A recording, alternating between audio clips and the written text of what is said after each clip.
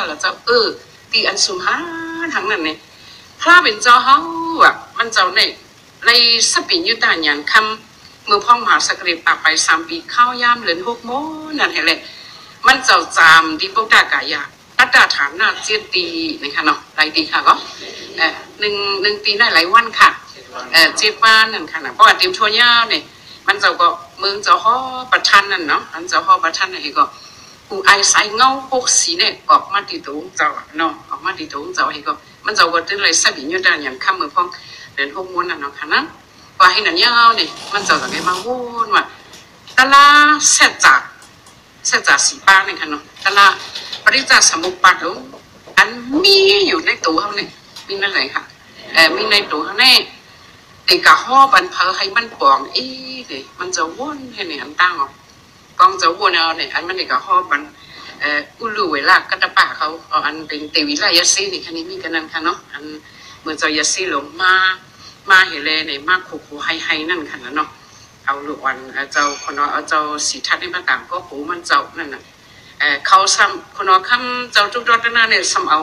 หนอคำพระเป็นเจ้าเขาเจ้าสีทัดเนี่ยมาเฮเลอันมาเอามันเป็นคนน้อยคำมันเอามือหนอล่องพระเป็นเจ้าในห้อมให้ก็ไวเจ้าเตวิไลยาซีเนี่ย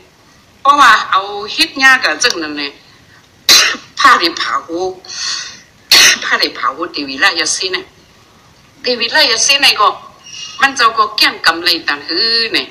พอมันได้ออกเข้าตั้งมันลำลิ้นเหม็นเผาเขามือมันมาตีหอคำตุ๊กตาหน้าเขาเนี่ยมันลูกตีเมืองผีสารมาออกอันนี้เพราะว่าเข้ามาตีมันเกี่ยงกำอย่างนี้มันเกี่ยงกำสมถะค่ะ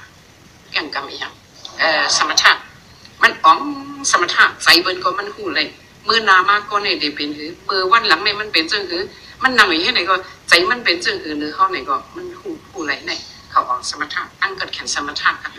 ประวัติฐานว่าก็ได้กว่ากันในก็ได้ลำลีนเอาในก่อนนั่งลีนเมืองไหนเลยแตกปันค่ะเพราะว่าได้มีนเอาในก็กว่าเอาในกลางเฮาให้ไหนเขาว่ามาในก็เบอร์คนเอาคำตุกจอดหน้าเขาที่เมืองกะปิเล่าวันไหนกูคนเอาคำกูพระเป็นเจ้าเขาเนี่ยเขาสำนักยำเตวิไลยาซีมาเห็นเลยเนี่ยจู่ว่าเตวิไลยาซีเขามาในหัวยาววันกันมาไว้นั่นค่ะเขาก็เอาหนอคำพระเป็นเจ้าให้ไว้ว่าเดี๋ยวเอาไว้ในผ้าเดี๋ยวผ่าหูก็พังในหนอคำพระเป็นเจ้าเขาเจ้าสีทัดเนี่ยแถมสั่งบารมีมาเข้าดังสีสั่งเขไปแสนกำผ่าเนี่ยค่ะเนาะอันนี้ในเฮ็ดมาด่านหน้าในก็เฮ็ดยูเหมือนจังเฮาในค่ะจ้องใจค่ะเฮาเฮ็ดในด่านหน้ายูไปหรือตั้งต่างหูเฮายินหรือปันเฮจากการช่วยมวยเพิ่นเนาะมันด่านหน้าเนี่ยไม่มีด่านหน้าบารมีอุปบารมีปรมัตถบารมีเนี่ยมันมี3ย่อพระเป็นเจ้าเนี่ยมันเจ้าแถมสร้างบารมีในยูด่านหน้าก็อำการู้เนื้อรู้เลือดรู้โตรู้ใจรู้ปุ๊บจากเงินคำคู่ของรู้ตึงมันเมืองตึงกาเจ้าเก่ารู้ป้ารู้ป้าลำจ้องใจค่ะจังไรจ้องเฮาเฮ็ดไรทำให้ไรค่ะตอนเฮาเรียนรู้เฮาแทบไว้50,000พ่อป๋องพวกมาในด่านหน้าสุนั่นเป็นกะ60,000หน้าเป็นกะ30,000กับน้ำเจิมตับเสียงในแค่หนาวกำรู้ให้อินก็เป็นก่อนช้อนใจกันเนาะอันนี้เฮาก็เด็กใจเราอย่างว่าค่ะเฮามันตูมันใครตัวฮักเนี่ยพาไปเนาะคำพาเป็นเจ้าเนี่ยใจจังนั้นค่ะเลยเปิ้นรู้ก็ฮักทานเนาะเพราะว่าเฮามาด้วยเฮาว่าเฮาที่กะเอาให้มาแต่พอเฮามาด้วยเฮามาหันเจ้าสินทำบอกเพราะว่าวันจุมันเจ้าเป็นพวกผู้ย้อนสู้เป็นพระสู่เจ้ามันมาสู่เจ้าหันมันเจ้ามาดังยานเฮาเปิ้นรู้เจ้าเงินขับอุสุไว้สวยเงินของนั่นแหละจ้องเฮากันมันจะขึ้นจุ่นดูเด็กๆเขาร้องใจค่ะอันไหนเนี่ยเขาแถมสั่งเขามาเมืองกูเนี่ยเขาแถมสั่งตาหน้าบารมีค่ะกำพองเนี่ยสัมหันพี่เจ้าประวุฒิจุ่มเฮียมาตึกจัดแดงเฮมขย่าไม่ยิ่งมันเจ้าเขาเป็นพวกกูอันย้อนสู้เป็นพระเป็นเจ้าเนี่ยเขาอองสมถะกำน้ำเขาแถมสั่งบารมีอองสมถะกำน้ำสมถะกูสูนเนี่ยพอเผอมีไว้ก็ตายกันเนี่ยจัดนานทั้งนั้นเผียวกันเลยจมตักสิงจะไหนล่ะเนี่ยสุ่มใครลาต่อค้าไหนค้ากันฮอดเดียววะไหนสมถะกู้สูบเพียวกันเลยค่ะก็เพียวเมืองสังอ๋อจ้องใจกู้สูบสมถะเนี่ยเพียวเมืองสังเลยเสียตาก็จอมพับตุนิกปางคุยกู้สูบสมถะเนี่ยอันอ่องเนี่ยมันลำดินเมียนผ้าอะไรอยู่มันเปียพุ่งตะโคนอะไรอยู่จ้องใจค่ะเกยกะพับตุนิกปางก็คุยอิด เพี้ยเลยตีสูงสุดก็เพี้ยที่เมืองสังแกก็ที่เมืองสังนั่นเองก็มันมีผู้ใจนางยิงหังมันเปียวจึงคือในโคเนี่ยเป็นโคสีขาวหมดเป็นจริงสีขาวหมดสมบูรณ์เริ่มแม่ค่ะเริ่มก็มันเกียนตาตัวก็บ่อยากตัวกันก็บ่อิ่มเลยในใจในก็มีกามารักกะมีเจอใครทอมทำธรรมะตลาดที่เห็นเลยวันกันเดี๋ยว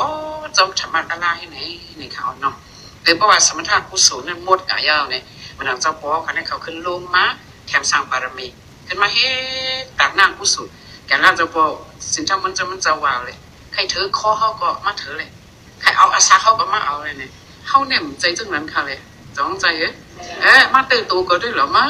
ก็ขึ้นมาปันมาในกำเนิดค่ะเขาในแต่ใจค่ะตาหน้าบารมีในห้ำเหมือนอะไรพัดอปุกหัวย้อนสู้เป็นพระเขาเนี่ยค่ะเอาตาหน้าบารมีกุปาบารมีปรมัตตาบารมีเนี่ยบรรลุด้านเนี่ยเตว่าจังไหนเขาเนาะเขาเนี่ยเป็นธรรมดายุ่ไว้วันไหนเขาแต่ก็มันเจ้าเนี่ยเป็นพวกกูแถมสร้างบารมีจึงนั้นมาเลยบารมีเตรียมทวนเลยจัดในหรือมาเลยสปิญยุดันยันคำยาวเนี่ยแหละมาเกิดไหมเพราะว่าเอาไว้เนี่ยกระเบื้องพุ่งกรรมบารมีนั่นจัดในตีมาเหตุการณ์สมถะฮะมาเหตุการณ์วิปัสสนาเหตุการณ์นั้นวิปัสสนาจงมันเจ้าบางอะไรเหตุทำไปเลยเหตุก้อยกะวิปัสสนาในกุศลมันตีอันมาเหตุจัดในเนี่ยอย่างอย่างนั้นอันผู้กวนออกสมถะในให้เอาไว้ในดำคำไว้เลยอ๋อค่ะใครนี้ในกับมังกรในมันยากกับปันมีมองตายกกาในอยู่เลยกะเฮ็ดสมถะที่ติงกันข้ากูตัดตายเนี่ยจำห้องเนี่ยเนาะจงใจข้าใครบอกสู้ตาลาอ่อนข้ามันได้ข้าใครเคี้ยวสู้มาอยู่ในวันตั้ง3 เดือนข้าวันนี้ว่าคือล่ะเนาะ10 วันก็เพราะว่าเมื่อผู้เป็นเบื่อในคนพระโคมเนี่ยเนาะใจค่ะเนาะเนี่ยพระเป็นเจ้าตั้งบรรลุเหตุการณ์วิปัสสนาค่ะก้อยกาอันมันเหตุการณ์ว่าวันหลังจากนั้นเนี่ยมันแถมสั่งนั่นตาติเหตุการณ์วิปัสสนาในไรสับปิญยุตาญาณอะไรอย่างค่ะคนเหตุการณ์วิปัสสนาเนี่ยมันเป็นการญาณนั่นค่ะนะเป็นการนั้นเป็นการญาณในตั้งบรรลุเหตุอันเป็นตีวิไลยสีลงในซ้ำอ๋องสมถะลำลินมินผ้าอะไรเลยเนี่ยตั้มคำพระเป็นเจ้าเนี่ยไว้เมื่อไรกันเนาะคำพระเป็นเจ้ากันเนาะตั้มเบปิ๊ก็ว่าเขาเอายิบมือหนอคำพระเป็นเจ้าให้ไว้ตีวิไลยสีเนี่ยหนอคำพระเป็นเจ้าเนี่ยมันมินกับห้างไว้มาเนาะกับจุ๊บเป็นเลยก็โหตีวิไลยสีนี่แค่พังมีกันนั่นค่ะนี่เนาะใบนั้นเนี่ยยสีในขู่ไฮนั่นค่ะน่ะมันอ่องสมถะเลยตั้งนาก็มันหันเลยตั้งหลังก็มันหันเลยอ่ะเพิ่งโคแหกเลยลูกเขาจุ่มเนี่ยลูกอ่อนก้อนนี่มันตีเป็นพลาเนาะมันตีเป็นนี้ฮะเดี๋ยวมันพลาเดี๋ยวเนาะมันสำคัญไฮน่ะให้อะไรสำคัญล่ะเพราะมันเป็นพลาเป็นเจ้าเนี่ยเขาสามารถหลุดตายอันตั้งมันตายอันตั้ง7 วันหน่อยแม่สวัสดิ์เมียวปกวนออกสมถะในพวกพลาเป็นเจ้ามันนี้เป็นเสียนตังมันเนี่ยลูกเขาตุกมักตุกผุยกว่าเลยสันอภิญเนอร์